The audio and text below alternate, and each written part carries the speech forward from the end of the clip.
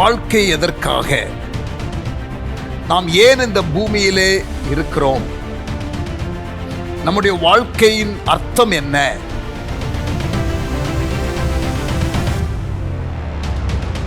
வாழ்க்கையின் அர்த்தத்தை அறிந்து வாழும் பொழுது வாழ்க்கை மிகவும் லகுவாகிவிடும்.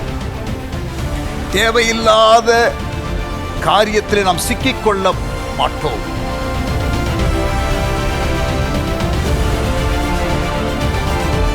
வாழ்வை மாற்றி அமைக்கக்கூடிய, மறுரூபப்படுத்தக்கூடிய ஒரு 40 நாள் பிரயாணத்திற்கு உங்களை நான் அன்புடன் அழைக்கிறேன்.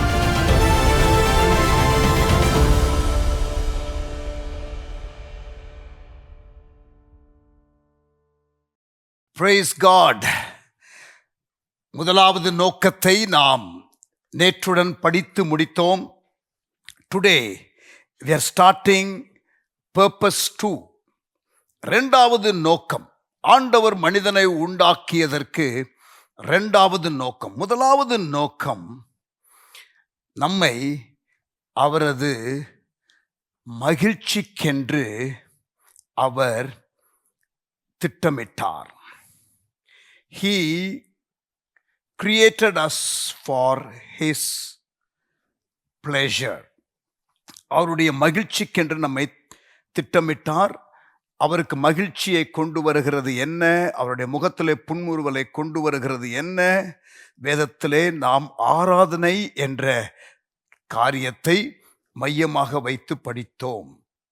அதில் ஆராதனையின் இருதயம் அல்லது மையப்பகுதி, the heart of worship or the height of worship is surrender என்று படித்தோம். ஒப்புக்கொடுத்தல். இப்படி 7 நாட்கள் நாம் முதலாவது நோக்கத்தை நாம் தியானித்தோம். நீங்கள் தேவனுடைய மகிழ்ச்சிக்கென்று திட்டமிடப்பட்டீர்கள். You were planned for God's pleasure. Now, the second purpose, இரண்டாவது நோக்கம், you were formed for God's family. நீங்கள் தேவனுடைய குடும்பத்திற்கென்று உருவமைக்கப்பட்டீர்கள். You were planned for God's pleasure, number 1. Number 2, you were formed for God's family. நீங்கள் தேவனுடைய மகிழ்ச்சிக்கென்று திட்டமிடப்பட்டீர்கள். இரண்டாவது, நீங்கள் தேவனுடைய குடும்பத்திற்கென்று உருவமைக்கப்பட்டீர்கள். You are formed for God's family. தேவனுடைய குடும்பத்திலே அங்கம் வகிப்பதற்காக தேவன் நம்மை தெரிந்து கொண்டார். இதை நாம் 7 நாட்களுக்கு நாம் படிக்க போகிறோம். We are going to study in length what it means to fulfill this second purpose of God.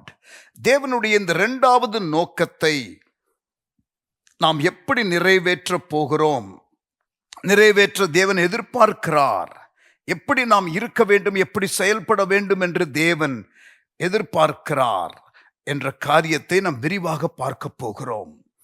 Today is day 15, chapter 15, second purpose, day 1. இரண்டாவது நோக்கத்தில் முதலாவது நாள், தேவனுடைய குடும்பத்திற்கென்று உருவமைக்கப்பட்டீர்கள். Formed for God's family.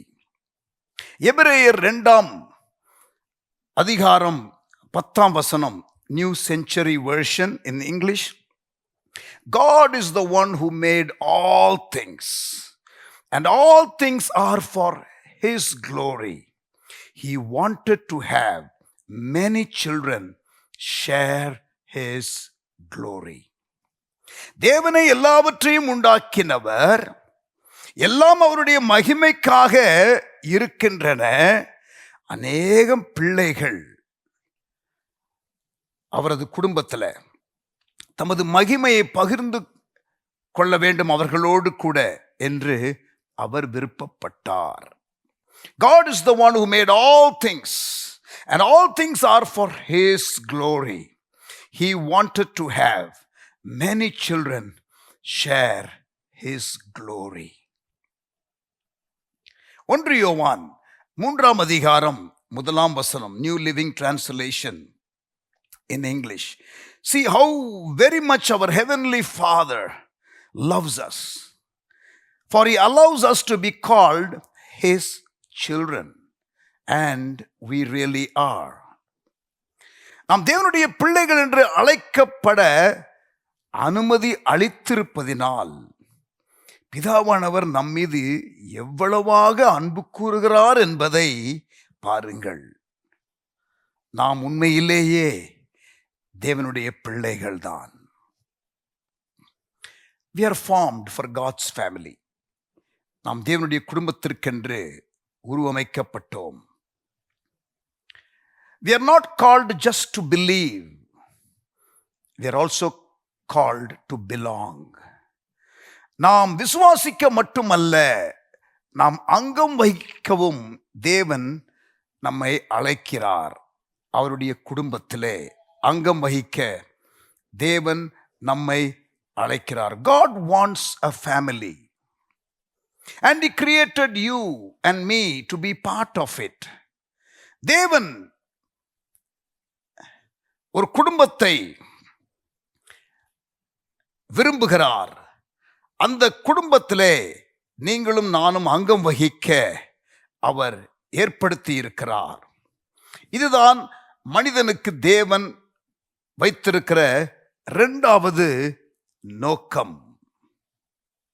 இதை நீங்கள் பிறப்பதற்கு முன்பதாகவே அவர் திட்டமிட்டார். முழு வேதாகமத்தில் தேவனுடைய குடும்பம் என்ற அந்த ஒரு பெரிய கதைதான் வேதாகமத்திலே நீங்கள் வாசிக்கலாம். அவரை நேசிக்கிற பிள்ளைகள் அவரோடு கூட சதா காலங்களிலும் அரசாள, அவருக்கு மகிமை செலுத்த, அவருடைய ராஜ்யத்தில் அவரோடு கூட இருக்க கர்த்தர் நம்மை தெரிந்து கொண்டார். The entire Bible is the story of God building a family who will love him and reign with him forever. தேவன் அன்பாகவே இருக்கிறார் என்று வேதம் சொல்லுகிறது. ஆகவே உறவுகளை அவர் மேன்மைப்படுத்துகிறார். Because God is love, he treasures relationships. His very nature is relational. அவர் உறவின் அடிப்படையிலேயே எல்லாவற்றையும் அவர் செய்கிறார். And he identifies himself in family terms. தேவன் அந்த திருத்துவத்தையே பாருங்களேன், பிதா குமாரன், அங்கே ஒரு ஃபேமிலி யூனிட் இருக்கிற மாதிரி தெரியுதுல்ல. பிதா குமாரன், Father Son Holy Spirit. The Trinity is God's relationship to himself. It is the perfect pattern for relational harmony. உறவுகளுக்குள்ள இசைவின் பரிபூர்ணமான வடிவம் அது. அது நமக்கு ஒரு முன்னோடி உறவுகளுக்கெல்லாம். அப்ப ஆண்டவருக்கு அந்த திருத்துவத்திலேயே அந்த உறவு இருக்கிறது. அப்ப அதற்கு வெளியில உறவு என்று ஒன்று தேவை இல்லதான். God is not lonely. He didn't need a family. The Trinity in itself has relationship with one another. அங்கே திருத்துவத்திலேயே பிதா குமாரன் பரிசுத்தாவியானவர், அதிலேயே அந்த உறவுகளுக்குள்ள ஒரு இசைவு, அந்த பரிபூரணம் இருக்கிறது. ஆகவே அவருக்கு வேற வழி இல்லாம நேசிக்கிறதுக்கு ஒரு ஆப்ஜெக்ட தேடி ஆண்டவர் உருவாக்கவில்லை. He is not lonely. He didn't need a family, but he desired one. அவர் விரும்பினார், ஆசைப்பட்டார். ஆகவே நம்மை படைத்தார். ஆகவே அவருடைய குடும்பத்திற்குள்ளே நம்மை சேர்த்து கொள்ளுகிறார். அவருக்கு இருக்கிற எல்லாவற்றையும் நம்மோடு கூட பகிர்ந்து கொள்ள விரும்புகிறார். He desired a family, so he planned to create us and bring us into his family, and he wants to share with us all that he has. Wow, எவ்வளவு பெரிய ஒரு மென்மையான ஒரு பாக்கியம். இதுவே போதும் உங்க வாழ்க்கையை, மீதியான வாழ்க்கையை வாழுவதற்கு. இந்த ஒரு ரெவலேஷனே போதும். தேவன் ஒரு குடும்பத்தை கட்டுகிறார், அந்த குடும்பத்தில் என்னை அழைத்திருக்கிறார். அவர் இதை விரும்பி ஏற்படுத்தினார். நான் பிறக்கிறதற்கு முன்பதாகவே திட்டமிட்டார். அந்த திட்டத்திலே நான் சேர்த்து கொண்டால் அவரோடு கூட சதா காலங்களும் இந்த குடும்பத்திலே நான் இருப்பேன். அவருக்கு இருக்கிற எல்லாவற்றையும் என்னோடு கூட பகிர்ந்து கொள்ள விரும்புகிறார். This should give us a great feeling. Amen. யாக்கோபு 1:18 living Bible translation, James 1:18. It was a happy day for him when he gave us our new lives. நம்மை ரட்சித்த பொழுது அவருக்கு அது ஒரு மகிழ்ச்சியின் நாள். It was a happy day for him when he gave us our new lives through the truth of his word, and we became, as it were, the first children in his new family. தமிழ்ல தமது சத்தியமாகிய வார்த்தையின் மூலமாக நமக்கு அவர் புதிய ஜீவனை அளித்து நாம் அவருடைய குடும்பத்திற்குள் முதற்பலனான அந்த நாள் அவருக்கு பெரும் மகிழ்ச்சியை கொண்டு வந்தது. ஒரு உண்மை என்ன தெரியுமா? நாம் இயேசுவை ஏற்றுக்கொள்ளும் பொழுது தேவனுடைய பிள்ளைகளாகிறோம். அது தெரியுமே, அதுதான் பல முறை சொல்லி இருக்கிறீங்களே. ஆமா, S. When we accept Jesus, we have God as Father. But that is not the end of the story. ஆனால் கதையினுடைய முடிவு அது அல்ல. We also get to inherit a set of brothers and sisters, and unfortunately some we like and some we don't. இங்க பாருங்க, இது ஒரு உண்மை. இயேசுவை ஏற்றுக்கொள்ளும் பொழுது நாம் எல்லாவற்றையும் உண்டாக்கின சர்வ வல்லமையுள்ள தேவனுடைய பிள்ளைகளாகிறோம். அவர் நம்முடைய தகப்பனாகிறார். பட் அதோடு கதை முடியல. நமக்கு ரட்சிக்கப்படும் பொழுது ஒரு குடும்பத்திற்குள்ள கொண்டு வந்து ஆண்டவர் வைக்கிறாரு. அந்த குடும்பத்தில் சில ஆண்டவருடைய பிள்ளைகள், நமக்கு சகோதர சகோதரிகளும் நம்ம இன்ஹெரிட் பண்றோம். சிலரை நமக்கு பிடிக்கும், சிலர் நம்ம பிடிக்காது. துரதிர்ஷ்டவசமாக it's a package deal. God put you into his family. God is not the problem, but my brothers and sisters are the problem. I will not leave God, but I will leave the church. Oh, it doesn't work that way, brother. God wants you to be in his family. I have not given up on God, but I have given up on church. நிறைய பேர் சொல்றதை நான் கேட்டிருக்கிறேன். இது second purpose. நழுவாதீர்கள். Don't escape. Imperfect brothers and sisters are there. பூரணப்படாத சகோதர சகோதரிகள் இருக்கிறார்கள். நீங்களும் பூரணப்படாதவர்கள் தானே. The family of God, this big family of God. ஆண்டவருடைய இந்த பெரிய குடும்பத்தில் அவரை ஏற்றுக்கொண்டு அவரை விசுவாசித்த மரித்த அவர்களும் உண்டு. இப்பொழுது விசுவாசித்த அவருடைய பிள்ளைகளும் உண்டு. உலகளாவிய பெரிய குடும்பம். Past, present and the future. Those who will accept Jesus, they will be inherited. They will be brought in to the family of God. Our one big worldwide family. தேவனுடைய குடும்பம். Every human being was created by God, but not everyone is a child of God. Listen to this. உலகத்தில் பிறந்த எல்லாரும் தேவனால சிருஷ்டிக்கப்பட்டவர்கள் தான். ஆனால் உலகத்தில் உள்ள எல்லாரும் தேவனுடைய பிள்ளைகள் கிடையாது. The only way to get into God's family is being born again into it. நாம் மறுபடியும் பிறக்கிறதை குறித்து யோவான் 3ஆம் அதிகாரத்திலே இயேசு நிக்கோதேமு கிட்ட பேசின காரியத்தை நாம் வாசிக்கலாம். நாம் முதலாவது பிறக்கும் பொழுது தாயின் வயிற்றிலே பிறக்கிறோம். நாம் இயேசுவை ஏற்றுக்கொள்ளும் பொழுது நாம் ரட்சிக்கப்படுகிறோமே. அதை மறுபடியும் பிறத்தல் என்ற வார்த்தையோடு born again என்ற ஒரு காரியமாக அது சொல்லப்படுகிறது. Only way to get into God's family is being born again into it. மறுபடியும் தாயின் வயிற்றுக்குள்ள போயிட்டு நீங்கள் பிறக்க வேண்டிய அவசியம் இல்லை. நிக்கோதேமுக்கு இயேசு எக்ஸ்பிளைன் பண்ணாரு. ஆனால் ஆவியிலே பிறத்தல், உங்களுடைய ஆவி மரித்து கிடக்கிறதே ஆதாமுக்குள்ள, அது மறுபடியும் உயிரடைகிறது. You are born again. The real you, the real spirit you is activated. You are born again. You become part of the human family by your first birth. You become a member of God's family by your second birth. உங்களுடைய முதலாவது பிறப்பு இருக்கிறதே, தாயின் கருவிலிருந்து பிறக்கிறீர்களே, அது உங்களுடைய natural குடும்பத்துக்குள்ள உங்களை கொண்டு வருகிறது.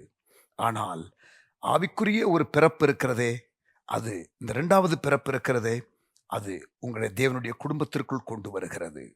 இதை யோவான் 1:12 வாசிக்கலாம். ரோமர் 8:16-17 நாம் வாசிக்கலாம். We can read this in John chapter 1 verse 12 and Romans 8:16 and 17 and many other verses as well. இந்த தேவனுடைய குடும்பத்திற்குள்ள அங்கம் வகிக்க உலகத்திலே உள்ள எல்லாருக்கும் இந்த அழைப்பு கொடுக்கப்பட்டிருக்கிறது. This invitation to be part of God's family is an open invitation by God. And it's a universal open invitation for everyone. ஆனா ஒரே ஒரு நிபந்தனை தான், faith in Jesus Christ. இயேசுவை விசுவாசிக்கிறது மூலம். கலாத்தியர் 3:26, யோவான் 1:12, through faith in Jesus alone you become a child of God. You gain entrance into God's family. தேவனுடைய குடும்பத்திற்குள்ள நீங்கள் அங்கம் வகிக்கிறீர்கள். மார்க்கு 8:34, அப்போஸ்தலர் 2:21, ரோமர் 10:13, 2 பேதுரு 3:9, 2 Peter 3:9, Romans 10:13, Acts 2:21, Mark 8:34, இதெல்லாம் நீங்கள் வாசித்து பார்க்கும் பொழுது எல்லாருக்கும் இந்த அழைப்பு இருக்கிறது. ஆனால் இயேசுவை விசுவாசிக்கிறவர்களுக்கு மட்டும்தான் அந்த என்ட்ரன்ஸ் கிடைக்கும் காட்ஸ் ஃபேமிலிக்குள்ள. பிரியமானவர்களே கவனிங்க, your spiritual family, உங்களது ஆவிக்குரிய குடும்பம் இருக்கிறதே, it is even more important than your earthly family. What? என்ன சொல்றீங்க? திருப்பி கேளுங்க. Your spiritual family is even more important than your physical family because the spiritual family will last forever. இந்த ஆவிக்குரிய குடும்பம் என்றென்றைக்கும் இருக்கிற ஒரு குடும்பம். நம்முடைய பூமியிலே உள்ள குடும்பம் இருக்கிறதே, அது மிகவும் ஒரு ஃப்ரெஜைல், அது எப்பொழுதும் உடையக்கூடிய ஒன்று. எத்தனை குடும்பம் இன்றைக்கு பிரிந்து கிடக்கிறது பாருங்க. எத்தனை காரணத்தினால குடும்பங்கள் உடைந்து கிடக்கிறது. பேசாமல் இருக்கிறார்கள், பிரிந்து கிடக்கிறார்கள். மேரேஜஸ் ஃபெயில், டிவோர்ஸ், விவாகரத்து, டிஸ்டன்ஸ், பிள்ளைகள் டிராவல் பண்ணி தூரமாக போகிறார்கள், growing old, then finally inevitably death separates us. மரணம் நம்மை பிரிக்கிறது. Our family on earth, அதற்கு ஒரு வரையறை உண்டு, லிமிட்டேஷன் உண்டு. ஆனால் ஆவிக்குரிய குடும்பமோ, மற்ற விசுவாசிகளோடு நமக்கு இருக்கிற உறவோ, அஃப்கோர்ஸ் நம்முடைய சபை குடும்பத்திலே நம்முடைய சொந்த குடும்பமும் இருந்தால் அவர்களும் உள்ளடங்குவார்கள். இது நித்திய காலமாய் இருக்கிற ஒரு உறவு. இது much stronger union, permanent bond than blood relationships. இரத்த உறவிலே வருகிற உறவை காட்டிலும் ஆண்டவருடைய இரத்தத்தினாலே உண்டாகிற உறவு இருக்கிறதே, அது மேலான உறவு. எபேசியர் 3:14-15 படித்து பாருங்கள். எப்பெல்லாம் பவுல் இந்த ஆவிக்குரிய குடும்பத்தை குறித்து பேசுகிறாரோ அவருக்குள்ள ஒரு பரவசம், அவர் அப்படியே ஆண்டவரை ஸ்தோத்திரிக்கின்றார். Whenever Paul would stop to consider God's eternal purpose for us together, he would break out into praise. அல்லேலூயா. Benefit of being in God's family. தேவனுடைய குடும்பத்தில் இருப்பதனால் உண்டாகிற நன்மைகள். தேவனுடைய குடும்பத்தில் பிறந்தவொடனே உங்களுக்கு கிடைக்கிற சில பர்த்டே கிஃப்ட் என்ன தெரியுமா? தேவனுடைய குடும்பத்துக்குள்ள நீங்க பிறந்தவொடனே உங்களுக்கு கிடைக்கிற பர்த்டே கிஃப்ட் என்ன தெரியுமா? குடும்ப பெயர், ஃபேமிலி நேம், ஃபேமிலி லைக்னஸ், குடும்ப சாயல், the family privileges, குடும்ப உரிமைகள், the family intimate access, குடும்பத்திற்குள் நெருங்கி நுழையும் வழி. இங்க பாருங்க, நான் அமெரிக்கா தேசத்திற்கு போயிருக்கிறேன், ஜாம்பியா போயிருக்கிறேன், நான் மியான்மார் போயிருக்கிறேன். நான் எந்த இடத்திற்கு ஒரு புது இடத்துக்கு போனாலும் அங்கே கிறிஸ்தவர்களை பார்த்த உடனே என்னமோ நமக்கு பெரிய ரொம்ப நாள் நட்பு மாதிரி உடனே கனெக்ட் பண்ணலாம். so many common things, one big family, one common value, straight away we can connect. நான் ஊழிய பாதையில் புது புது திருச்சபைகள், புது புது ஊழியங்கள், புது புது நெட்வொர்க் ஆஃப் கிறிஸ்டியன் கம்யூனிட்டிக்குள்ள நான் போகும் பொழுது straight away there is common ground. 128 நாடுகள், 128 countries represented. 2025 February 7th Washington டிசியில் US prayer breakfast என்று சொல்லப்படுகிற ஒரு காரியம் 72-73 ஆண்டுகளாக நடந்து கொண்டு வருகிற ஒரு நிகழ்வு. அதில் பங்கெடுக்கும்படியான ஒரு பாக்கியம் இந்த February 2025 எனக்கு கிடைத்தது. அதில் யாருமே எனக்கு தெரிஞ்சவங்க இல்லை, எக்ஸப்ட் ஒரு 3 பேர். இந்தியாவில் நான் ஏற்கனவே பார்த்த ஒரு 3 பேர்.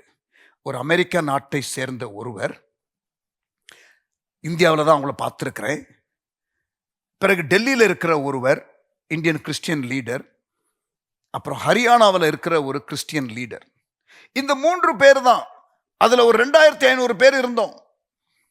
நிறைய கண்ட்ரியுடைய member of parliament, dignitaries, presidents, prime ministers, cabinet ministers, Supreme Court judges, dignitaries from many countries had come. ஒருத்தருக்கு ஒருத்தர், the common ground Jesus. அங்க ஒரு connectivity. I could talk to anyone. சொல்றது புரியுகிறதா? The family intimate access. எங்க வீட்டுக்கு வாங்க brother, எங்க வீட்டுக்கு வாங்க என்று கூப்பிடுகிறார்கள். unknown. அன்னைக்கு தான் பார்த்திருப்போம், மார்னிங் சர்வீஸ்ல மீட் பண்ணிருப்போம். they would invite you for dinner at their house.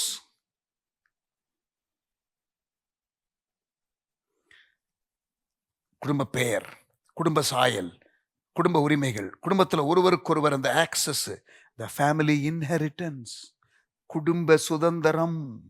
கலாத்தியர் 4:7, ரோமர் 8:17 வாசித்து பாருங்கள். எபேசியர் 1 அதிகாரம் 18-19 வசனங்கள். Ephesians chapter 1 verse 18 and 19.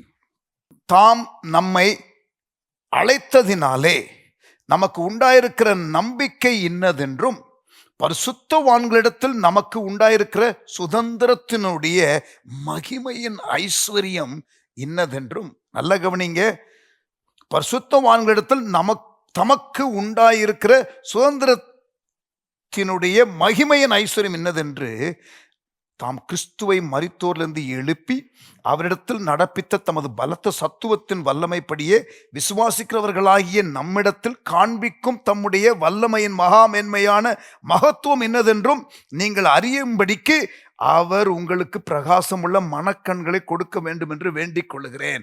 அந்த வைக்கப்பட்ட சுதந்திரத்தை எல்லாம் நீங்க பார்க்கத்தக்கதாக உங்களுக்கு பிரகாசமான மனக்கண்களை தரணும்னு ஜெபம் பண்றேன்னு பவுல் ஜெபம் பண்றாரு எபேசுக்கு எழுதும்போது. அவர் வைத்திருக்கிற சுதந்திரத்தை நீங்க பார்க்கிறதற்கு அவர் உங்களுக்கு பிரகாசமுள்ள மனக்கண்களை தருவாராக. இந்த சுதந்திரம் என்ன? What exactly does it include? இந்த ஆவிக்குரிய சுதந்திரம், இந்த மேன்மையான சுதந்திரம், இந்த மகிமையான சுதந்திரம் சொல்லப்படுகிறதே, அவரோடு கூட நாம் என்றென்றும் இருக்க போகிறோம். 1 தெசலோனிக்கேயர் 5:10, 4:17. We will get to be with God forever. That is one inheritance. Number 2, we will be completely changed to be like Christ. உங்களுக்கு தெரியுமா, நாம் மரித்து ஆண்டவர் இடத்துல போகும் பொழுது நாம் இயேசுவை போல குணத்துல ஓரளவுக்கு மாறி இருக்கலாம் பூமியில. ஆனால் நாம் அந்த மகிமையிலே அவரோடு கூட இருக்கும் பொழுது அவரை போல இருப்போம் என்று வேதம் சொல்லுகிறது. 1 யோவான் 3:2, 2 கொரிந்தியர் 3:18. We will be completely changed to be like Christ. தேவசாயலாக மாறி தேவனோடு இருப்பேன், நானும் தேவனோடு இருப்பேன். தேவசாயலாக மாறி தேவனோடு இருப்பேன். பாடுறோம்ல ஃபியூனரல் சர்வீசஸ்ல, தேவசாயலாக மாறி. இதெல்லாம் நமக்கு ஆண்டவர் வைத்திருக்கிற சுதந்திரம். 3வது, we will be freed from all pain, death and suffering. நமக்கு இனி மரணம் கிடையாது, நமக்கு இனி வேதனை கிடையாது, நமக்கு இனி பெயின் கிடையாது, துயரம் கிடையாது, கண்ணீர் கிடையாது.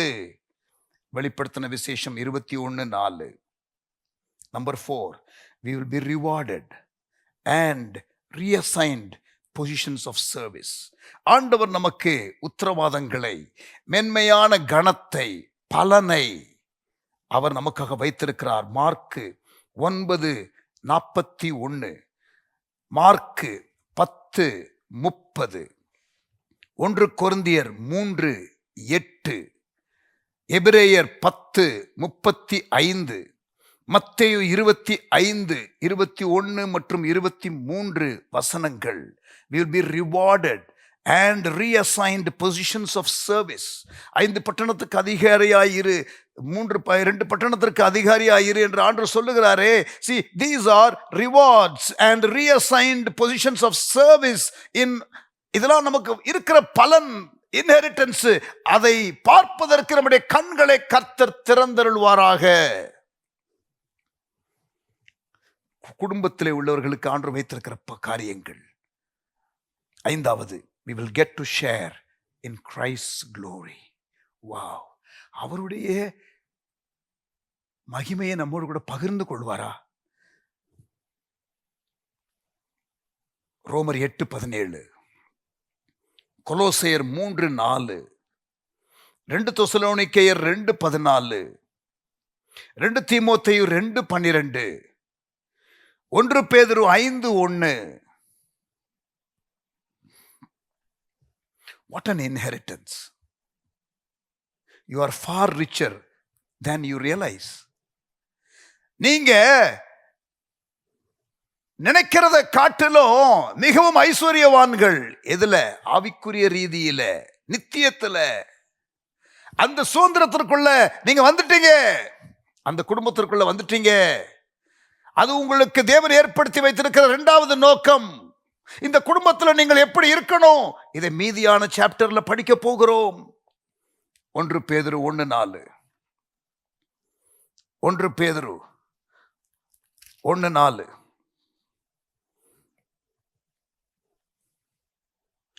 இயேசு கிறிஸ்து மரித்தோரிலிருந்து எழுந்ததினாலே அழியாததும் மாசற்றதும் வாடாததுமாகிய சுதந்திரம். என்னது? அழியாததும் மாசற்றதும் வாடாததுமான சுதந்திரத்திற்கு ஏதுவாக ஜீவனுள்ள நம்பிக்கை உண்டாகும்படி தமது மிகுந்த இரக்கத்தின்படியே நம்மை மறுபடியும் ஜெனிப்பித்தார். நமக்கு இந்த புதிய ஜீவனை கொடுத்தார். இந்த சுதந்திரத்தை எல்லாம் கொடுப்பதற்காக பிரைஸ்லெஸ், பியூர், பெர்மனன்ட்.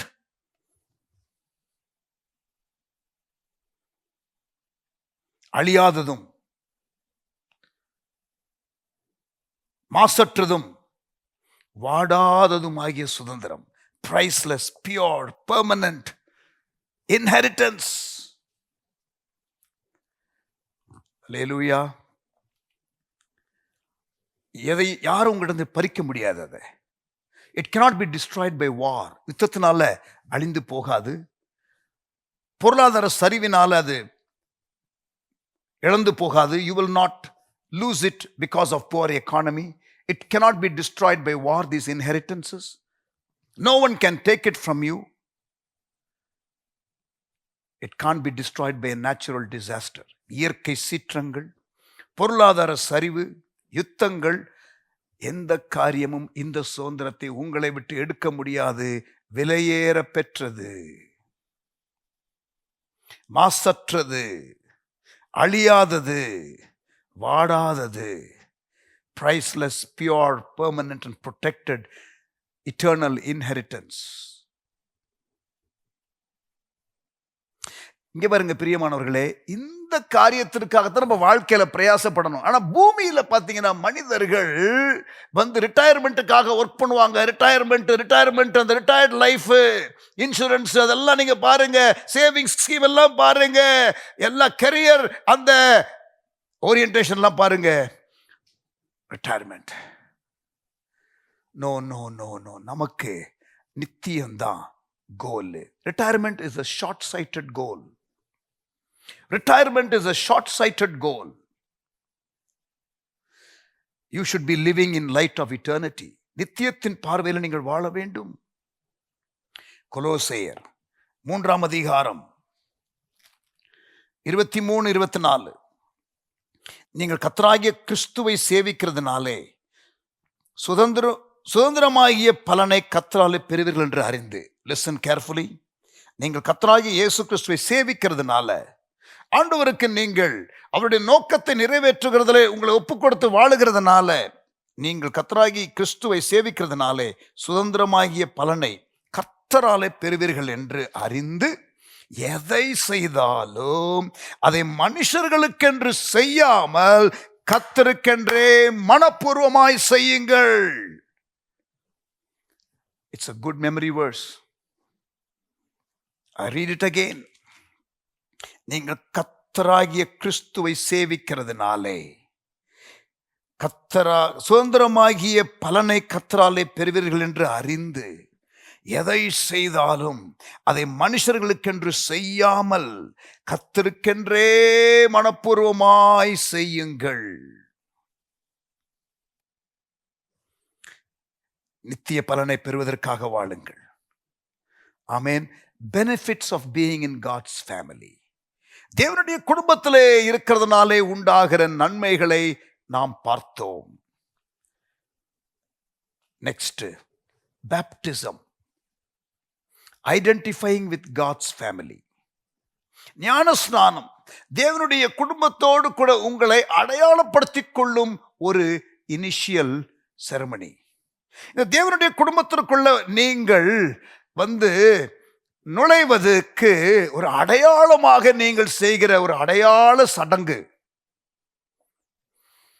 அதுதான் ஞானஸ்நானம். You are baptized into the body of Christ. சரீரமாகிய சபைக்குள்ளே நீங்கள் உட்புகுத்தப்படுகிற ஒரு சடங்கு. Healthy families have family pride. ஆரோக்கியமான குடும்பங்களுக்கு அந்த குடும்ப பெருமை ஒன்று இருக்கும். இந்த right sense of the word.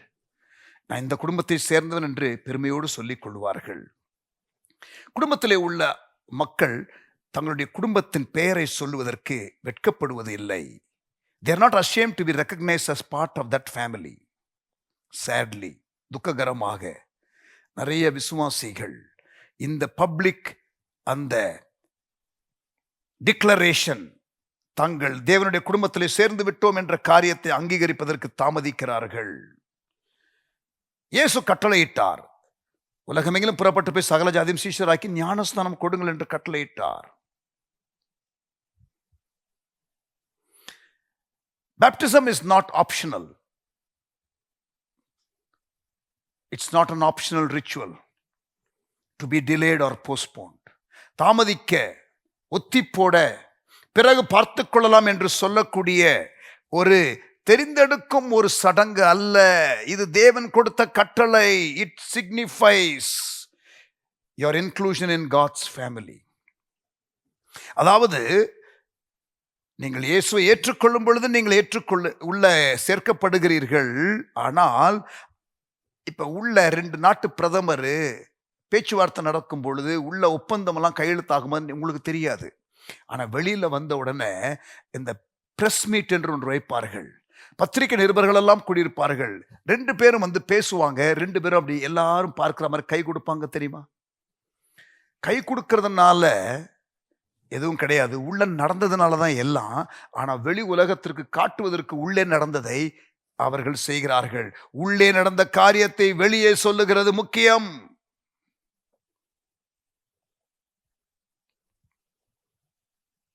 இயேசு ஞானஸ்நானம் எடுத்தார். வானம் திறக்கப்பட்டது. பரிசுத்தாவினர் புறாவை போல வந்து இறங்கினார்.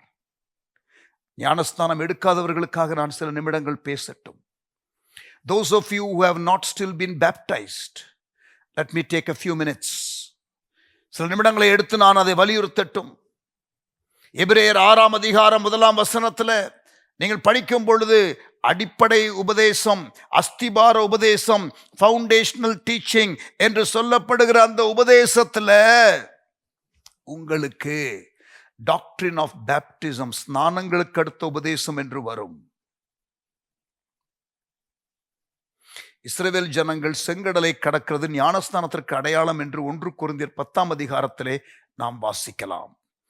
The people of Israel, எகிப்தில் அந்த சங்கார தூதன் வரும்பொழுது நிலக்காயல்களிலே அந்த ஒரு மிருகத்தை அடித்து ரத்தத்தை பூசுவார்கள் தெரியுமா? அது இயேசு அடிக்கப்பட்டதற்கு அடையாளம். அது சால்வேஷனுக்கு அது அடையாளம். அந்த சம்பவம் முடிந்த பிறகு, பஸ்காவுக்கு பிறகு அவர்கள் செங்கடலை கடக்கிறார்கள், தண்ணீரை கடக்கிறார்கள். அது ஞானஸ்நானத்திற்கு அடையாளமாக அது இருக்கிறது என்பதை நாம் வேதத்திலே வாசிக்கிறோம். அங்க என்ன நடக்கிறது? ஞானஸ்நானத்தில் எதிரி அழிக்கப்படுகிறான். Baptism is a place where the enemy is dealt with. உங்களுடைய பழைய எதிரி டீல் பண்ணப்படுகிற ஒரு இடம். நீங்கள் ரோமர் 6ஆம் அதிகாரம் படித்து பார்த்தால் அது ஒரு அடக்க ஆராதனை. பழைய மனிதன் மரித்து விட்டான், புதிய மனிதன் பிறந்து விட்டான். இங்க பாருங்க, மரித்தவர்கள் என்ன பண்ணுவாங்க? அடக்கம் பண்ணுவாங்க. ஞானஸ்நானம் என்பது ஒரு அடக்க ஆராதனை போல. பழைய மனிதனுக்கு ஒரு அடக்கம். இறந்து போய் எத்தனை நாள் கழிச்சு அடக்கம் பண்ணுவாங்க? There won't be much delay, right? சிலர் அந்த நாளே அடக்கம் பண்றாங்க, சிலர் மறுநாள், மிஞ்சி போனா ஃபியூ டேஸ் உறவினர்கள் வருவதற்காக அதற்கு மேல வைத்திருக்க மாட்டார்கள். எவ்வளவு நெருக்கமானவர்களாக இருந்தாலும் மரித்து விட்டால் அடக்கம் பண்ணுவார்கள். பழைய மனிதனுக்கு ஒரு அடக்க ஆராதனை வைத்திரணும். புது குழந்தை பிறந்தவன் ஆஸ்பத்திரியில் என்ன பண்ணுவாங்க? நர்ஸு புது குழந்தை என்ன பண்ணுவாங்க? குளிப்பாட்டுவாங்க. முதல்ல புதிதாக பிறந்த குழந்தை குளிப்பாட்டப்படணும். பழைய மனிதன் மரித்து போனவன் அடக்கம் பண்ணப்படணும். இது எல்லாம் ஞானஸ்நானம். It is also an adoption ceremony into God's family.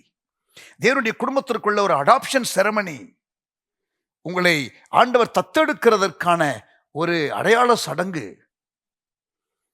1 பேதுரு 3:21 சொல்லுகிறது, இது நல்மனசாட்சியின் உடன்படிக்கை.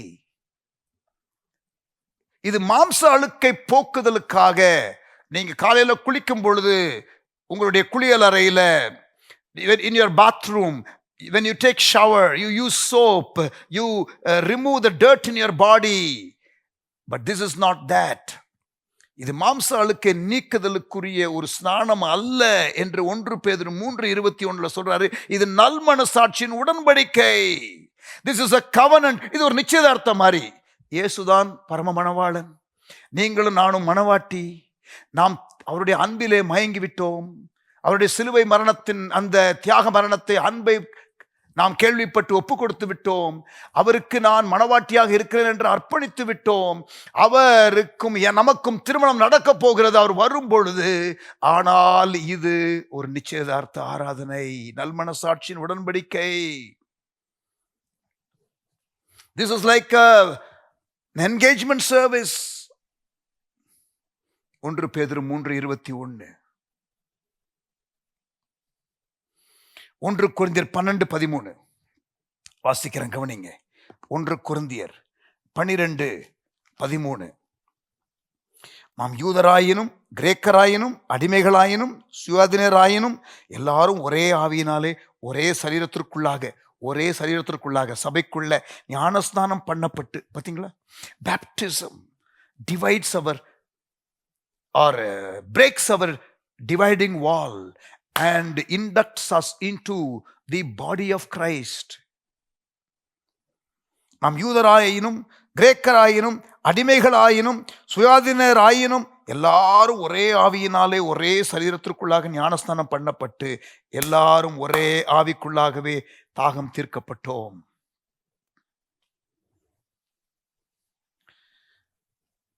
ஆமேன். இந்த ஞானஸ்நானம் எடுக்கிறதற்கு எவ்வளவு நாள் ஆகணும்? இதுல நிறைய மாறுபட்ட கருத்து இருக்கிறது. பட் நமக்கு ஆன்சர் பைபிள்ல தான் வரணும். யார் என்ன சொல்றாங்க, இவங்க அப்படி சொல்றாங்க, அவங்க அப்படி சொல்றாங்க, யாரு என்னமும் சொல்லட்டும், பைபிள் என்ன போட்டிருக்குது. அப்போஸ்தலர் 2:31 பேதுருவினுடைய பிரசங்கத்தை கேட்ட 3000 பேர் அன்றைய தினமே ஞானஸ்நானம் எடுத்தார்கள். அப்போஸ்தலர் 2:41. அப்போஸ்தலர் 8:12, 13, 35-38 இதெல்லாம் படிச்சு பாருங்க. சமாரியாவிலே மக்கள் எப்பொழுது ஞானஸ்நானம் எடுத்தார்கள் பாருங்க. எத்தியோப்பியா அன்னகன் எப்ப ஞானஸ்நானம் எடுத்தான் பாருங்க, இம்மீடியட்லி. அப்போஸ்தலர் 16ஆம் அதிகாரத்தை படிச்சு பாருங்க. பிலிப்பி பட்டணத்துல சிறையில் அடைக்கப்பட்ட பவுலும் சீலாவும் ராத்திரியில அந்த சிறைச்சாலை கதவு திறந்த பொழுது, சங்கிலி அருந்த பொழுது, அஸ்திபாரம் அசைந்த பொழுது அந்த ஜெயிலர் நள்ளிரவுல குடும்பத்தோடு ஞானஸ்நானம் எடுத்தாரு. Mid night baptism service.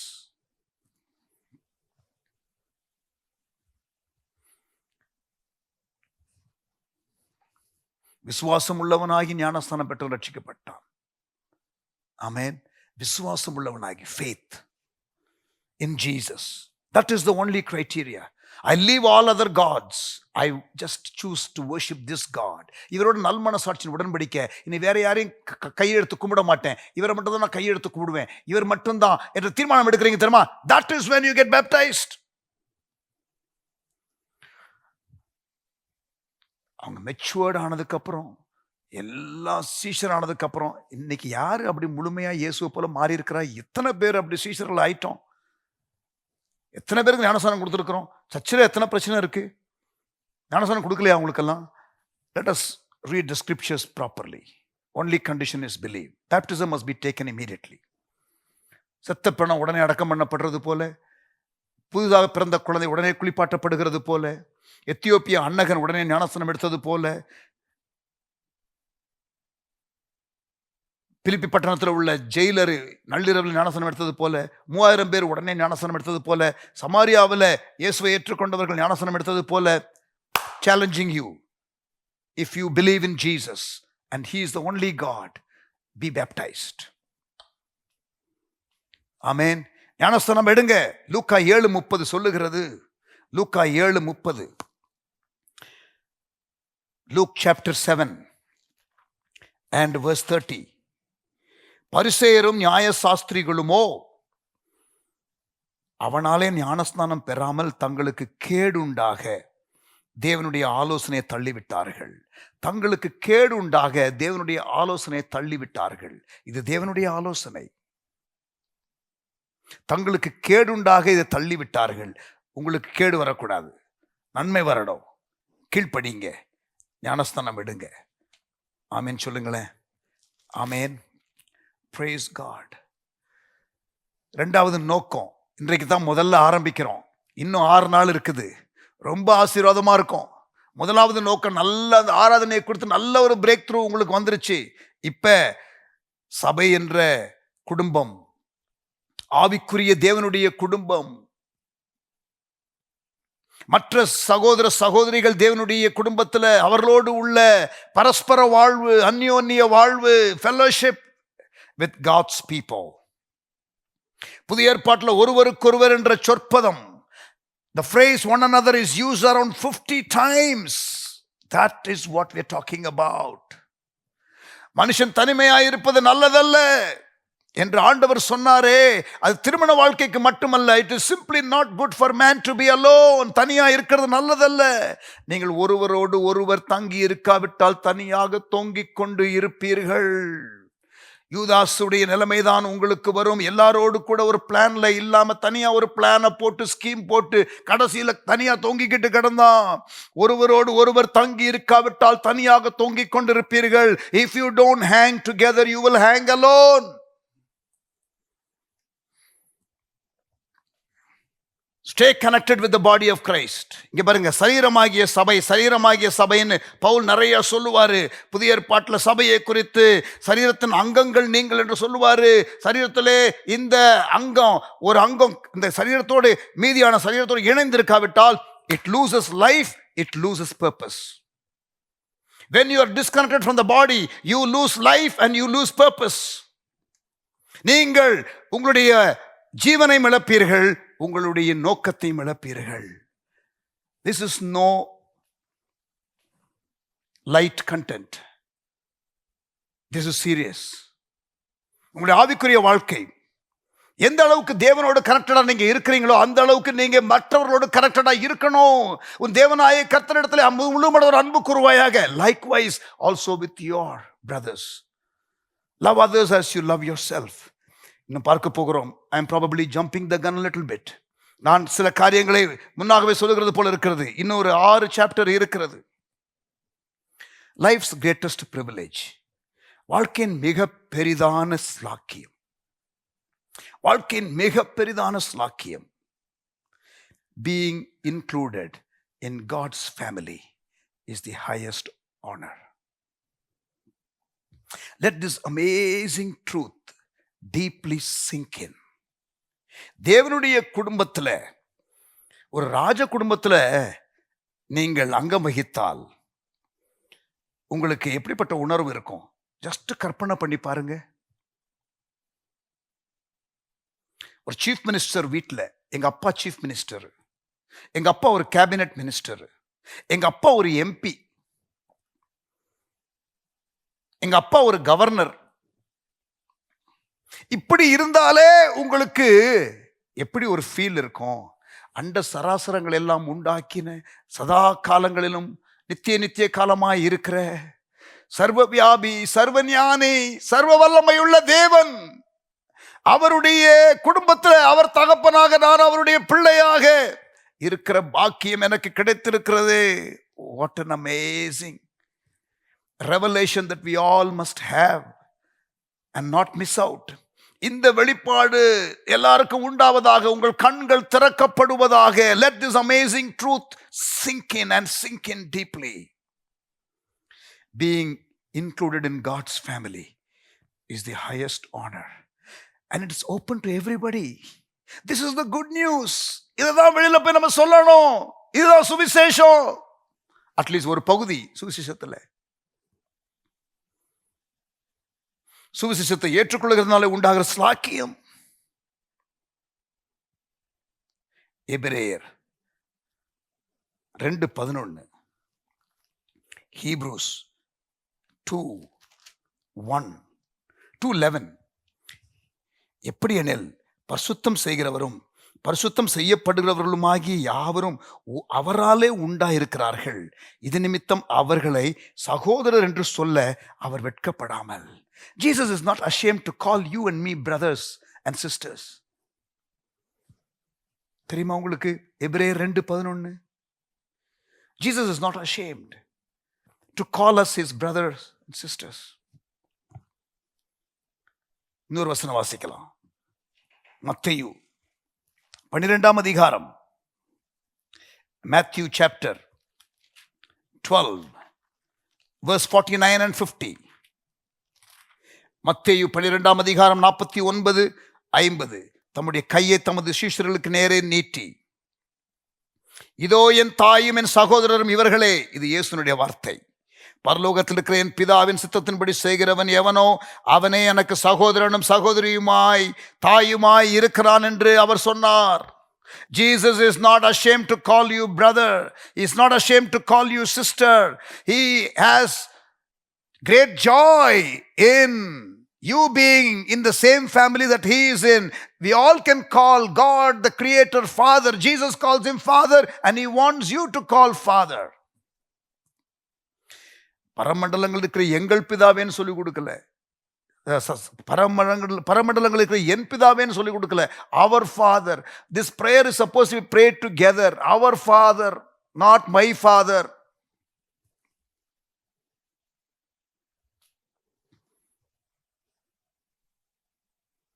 The words of Jesus are unmistakable. It is an highest honor to be in God's family. தேவனுடைய குடும்பத்தில் இருப்பது ஒரு பெரிய ஒரு ஸ்லாக்கியம், ஒரு Royal Royal Royal honour, Royal Royal privilege. Nothing else can come close to this. வேற எதுவும் இதற்கு அருகில கூட வர முடியாது. எப்பொழுதெல்லாம் நீங்கள் ஒரு முக்கியமற்றவர்களாக, நேசிக்கப்படாத ஒரு உணர்வு, பாதுகாப்பற்ற ஒரு உணர்வு, ஐயோ நான் முக்கியமானவன் இல்லைன்ற ஒரு உணர்வு, அவனை விட இவனை விட நான் யாரு என்று நினைக்காதீங்க. Remember to whom you belong. நீங்கள் யாருக்கு சொந்தம், உங்களுடைய குடும்பம் எப்படிப்பட்ட குடும்பம் என்பதை யோசித்து பாருங்கள். You are formed for God's family. நீங்கள் தேவனுடைய குடும்பத்திற்கென்று ஏற்படுத்தப்பட்டீர்கள். நீங்கள் தேவனுடைய மகிழ்ச்சிக்கென்று திட்டமிடப்பட்டீர்கள். முதலாவது, you were created, you were planned for God's pleasure. You are now formed for God's family.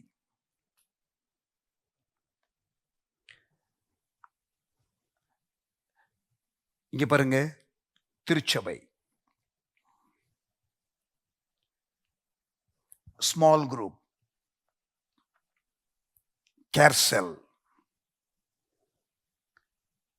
பட்டணத்திலே உள்ள சபைகள், the body of Christ in a given locality. வேற ஒரு சபையா இருக்கலாம், வேற ஒரு ஸ்தாபனமா இருக்கலாம், பட் கர்த்தருடைய குடும்பத்தில் எல்லாரும் ஒண்ணு. இந்த நடுச்சுவர் உடையணும். ஆமென். ஐக்கியம் இருக்கணும், பரஸ்பரம் இருக்கணும், அந்யோன்யம் இருக்கணும். ஆதி திருச்சபையில 4 காரியங்கள் உறுதியாக தரித்திருந்தார்கள் என்று வாசிக்கிறோம். அப்போஸ்தலர் 2ஆம் அதிகாரம் 42ஆம் வசனம் பாருங்க. Acts 2:42. அவர்கள் யாரு? இந்த ரட்சிக்கப்பட்ட 3000 பேரு. ரட்சிக்கப்பட்டவர்கள் என்ன பண்ணப்பட்டாங்களாம்? நீங்க பார்த்தீங்கன்னா 47ஆம் வசனத்துல, தேவனை துதித்து ஜனங்கள் எல்லாரிடத்திலும் தயவு பெற்றிருந்தார்கள், ரட்சிக்கப்படுகிறவர்களை கர்த்தர் அனுதினமும் சபையிலே சேர்த்து கொண்டு வந்தார். சபையிலே சேர்க்கப்படணும். You cannot just believe and stop. You must belong. ரட்சிக்கப்பட்டவன் சபையில் அங்கம் வகிக்கணும், ஒருவரோடு ஒருவர் என்ற உறவில் வந்துடணும். பாருங்க, ரட்சிக்கப்பட்டவர்களே ஆண்டவர் சபையிலே சேர்த்து கொண்டு வந்தார். 42ஆம் வசனம், 41ஆம் வசனம் சொல்லுகிறது, அன்றைய தினம் 3000 பேரு சேர்த்து கொள்ளப்பட்டார்கள். 41ஆம் வசனம், அவனுடைய வார்த்தையை சந்தோஷமாய் ஏற்றுக்கொண்டவர்கள் ஞானஸ்நானம் பெற்றார்கள். அன்றைய தினம் ஏறக்குறைய 3000 பேர் சேர்த்து கொள்ளப்பட்டார்கள். 3000 people added to the church and through baptism. 42ஆம் வசனம், அவர்கள் எவர்கள்? ஞானஸ்நானம் எடுத்தவர்கள். எவர்கள்? ரட்சிக்கப்பட்டவர்கள். அப்போஸ்தலருடைய உபதேசத்திலும் நம்பர் 1, அந்யோன்யத்திலும் நம்பர் 2, அப்பம் பிட்குதலிலும் நம்பர் 3, ஜெபம் பண்ணுதலிலும் நம்பர் 4. இந்த 4 காரியத்துல உறுதியாய் தரித்திருந்தார்கள். They were steadfast in the apostles' teaching. They were steadfast in fellowship. They were steadfast in the breaking of bread. They were steadfast in prayer. இது அவர்களுடைய கமிட்மெண்ட். உறுதியாய் தரித்து இருந்தார்கள். It is their responsibility. New believers, இயேசுவை ஏற்றுக்கொண்டவர்கள் இந்த 4 காரியத்துல உறுதியாய் தரித்திருக்கணும். இந்த 4ல 1, 2வது அந்யோன்யம். எல்லாரும் சொல்லுங்க பார்க்கலாம். அந்நியோன்யம். சொல்றீங்களா? அநியாயம் கேக்குது. சொல்லுங்க. அந்நியோன்யம். அநியாயம் இல்லை, இட்ஸ் அ குட் வேர்ட். அந்நியோன்யம். இங்கிலீஷ்ல ஃபெல்லோஷிப் என்று எழுதப்பட்டிருக்கிறது. ஓகே, இது பரஸ்பர உறவு. கிரேக்க மொழியில் என்ன போட்டிருக்கு தெரியுமா? கொய்னோனியா. சொல்லுங்க பார்க்கலாம். கொய்னோனியா. இது ஒரு வியாதியின் பேர் நினைச்சிட போறீங்க, நியூமோனியா மாதிரி. No no no no no, it's a good word. சொல்லுங்க, koinonia. Greek word koinonia. Tamil வார்த்தை அந்நியோன்யம். இட் இஸ் நாட் அநியாயம், it is not pneumonia kind of a thing, it is a good thing. Koinonia is a Greek word. அந்நியோன்யம் என்பது தமிழ் வார்த்தை. ஃபெல்லோஷிப்ங்கிறது English வார்த்தை. பரஸ்பர உறவு. சொல்லுங்க பார்க்கலாம். ஒருவரோடு ஒருவர். இதுதான் புதிய ஏற்பாட்டில் நிறைய நீங்கள் வாசிக்கலாம். தேவன் நம்மை இணைந்து இருக்க அழைத்திருக்கிறார். யோர்தானை கடக்கும் பொழுது இஸ்ரவேல் ஜனங்கள் அந்த உடன்படிக்கை பெட்டியை 4 பேர் சேர்ந்து தூக்கி காலை வைத்தார்கள். அற்புதம் நடந்தது. யோர்தான் 2 பிளந்துச்சு. 4 பேரும் பேலன்ஸ்டா, சின்க்ரனைஸ்டா, ஆமேன், அதை கீழே விழாம இல்லையா, ஒரு கோஆப்ரேஷனோட, ஒரு கனெக்டிவிட்டியோட, ஒரு கொலாபரேட்டிவ் எஃபர்ட் அப்படி பண்ணும் பொழுது அற்புதங்கள் நடக்கும், வழி திறக்கும். You can move forward in to your promises. உங்களுடைய வாக்கு தத்தங்களுக்குள்ளே நீங்கள் பிரவேசிக்கலாம். தேவன் கொடுக்கிறதான விசாலமான இடத்திற்குள்ளே நீங்கள் போகலாம். வனாந்திர அலைச்சலிலிருந்து நீங்கள் ஓய்வு பெறலாம், இளைப்பாறுதலை பெறலாம். ஆனால் இணைந்து இருந்தால் தான் நீங்கள் அந்த இன்ஹெரிட்டன்ஸ்குள்ள போக முடியும். அந்த இளைப்பாறுதலுக்குள்ளே நீங்கள் பிரவேசிக்க முடியும். இணைந்து. Amen. Coming together is beginning. Staying together is progress. Working together is success என்று லீடர்ஷிப்ல சொல்லுவாங்க. நாம் இணைந்து வருவது என்பது ஆரம்பம். நாம் நிலைத்து இருப்பது அந்த ஐக்கியத்தில் என்பது முன்னேற்றம். ஆனால் இணைந்து செயல்படுவது தான் வெற்றி. மற்றவர்களோடு கூட இணைந்து செயல்பட, மற்றவர்களோடு இணைந்து கொலாபரேட் பண்ண, சபையில இருக்கிற சக விசுவாசிகளோடு முகமுகமாய் பார்க்க. எனக்கு ஒரு காரியம் ஞாபகம் வருது. மனுஷனுக்கும் மிருகத்துக்கும் நிறைய வித்தியாசம் இருக்குது. அதுல ஒரு வித்தியாசம்,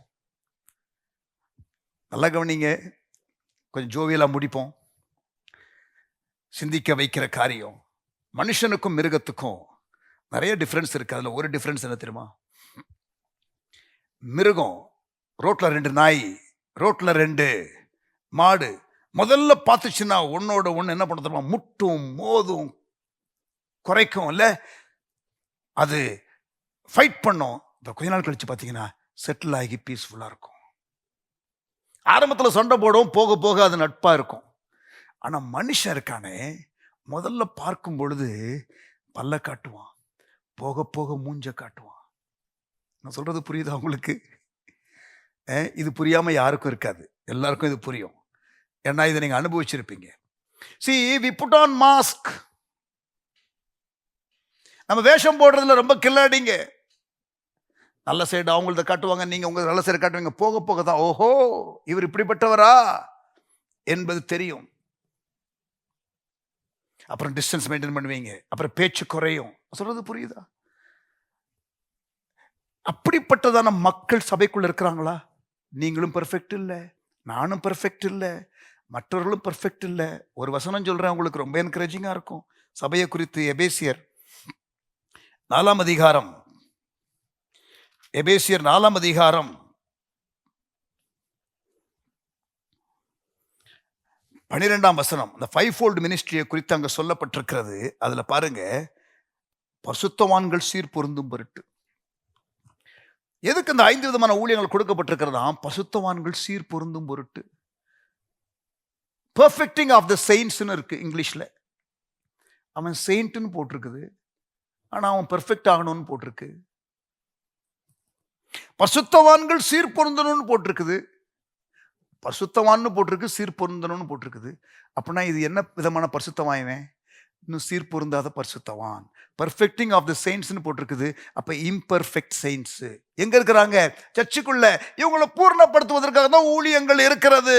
கர்த்தர் அதற்காக லீடர்ஸை வைத்திருக்கிறாரு. ஒருவருக்கொருவருங்கிற உறவுல 16ஆம் வசனம் சொல்லுகிறது, ஒவ்வொரு அவயவமும் தன் தன் அளவுக்கு தக்கதாக கிரியை செய்கிறபடி. இதெல்லாம் நம்ம பார்க்க போகிறோம். 4வது நோக்கத்துல வரும் கொஞ்சம் காரியம். சில காரியங்கள் இந்த 2வது நோக்கத்திலேயே விரிவாக வரும். How to cultivate community, how to stay together in harmony with people, how to stay with imperfect people. திருமண உறவாக இருந்தாலும், குடும்ப உறவாக இருந்தாலும், ஒர்க் பிளேஸ் உறவாக இருந்தாலும், நேபர்ஸாக இருந்தாலும், பராமரிப்பு குழுவாக இருந்தாலும், சபையாக இருந்தாலும் சேலஞ்சஸ் இருக்கு பிரியமானவர்களே. பட் ஆண்டவர் ஏன் அங்க வச்சிருக்கிறாரு? ஏன் நமக்கு இந்த 2வது நோக்கத்தை வச்சிருக்கிறாரு? ஆராதனைங்கிற 1வது நோக்கம் நல்லா இருக்குது. தேவனோடு உள்ள காரியம் நிறைய என்கரேஜா இருந்துச்சு. இதை ஆண்டவர் நம்மளை போட்டு உடச்சி எடுப்பார் போல இருக்குதே. இது இப்படி இருக்கணும் அப்படி இருக்கணும்னு சொல்லுவார் போல இருக்குதே. சிலர் ஸ்மெல் பண்றீங்க what is coming, but it's all for good. Amen. ஒருவர் 1000 பேர், 2 பேர் 10,000 பேர். One will put 1,000 to flight, two will put 10,000 to flight. நீங்கள் இணைந்தால் you get bigger impact, synergy impact. ஆண்டவர் அதற்காகத்தான் நம்மை அழைக்கிறார். I was formed for God's family. நான் தேவனுடைய குடும்பத்திற்கென்று உருவமைக்கப்பட்டேன். 1வது, நான் தேவனுடைய மகிழ்ச்சிக்கென்று திட்டமிடப்பட்டேன். I was planned for God's pleasure, worship. I was formed for God's family, fellowship. தேவனுடைய குடும்பத்திற்கென்று உருவமைக்கப்பட்டேன். ஐக்கியம். ஆமேன். அடுத்த 6 நாட்கள் நாம் இதை குறித்து ஆழ்ந்து படிக்க போகிறோம். இது 2வது நோக்கம். We are going to study about fellowship, we are going to study about believers community, we are going to study about spiritual family, and we are going to study about church. திருச்சபை, ஆவிக்குரிய குடும்பம், விசுவாசிகள் என்ற அந்த பந்தம், ஐக்கியம் என்ற காரியத்தை குறித்து நாம் படிக்க போகிறோம். We had a good start today, I believe. நல்ல ஒரு ஆரம்பம் என்று நான் விசுவாசிக்கிறேன். கர்த்தர் உங்களை ஆசீர்வதிப்பாராக. ஜெபம் பண்ணலாமா?